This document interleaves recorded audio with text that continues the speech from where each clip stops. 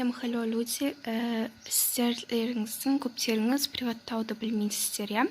Сондықтан бүгін сіздерді приваттауға үйрететін боламын. Мысалы, мынау үйлеріңіз. Міне, бір жеріне келесіздер, потом жазасыздар чатқа. Арғы, пос, бір. Сейчас. Арғы, пос, бір. Не, первая точка установлена. Енді екіншісіне барасыздар. Сейчас. Екіншісіне барасыздар. Керек биіктікті таңдайсыздар да. Чатқа жазасыздар. Арғы, пос, екі. Вот.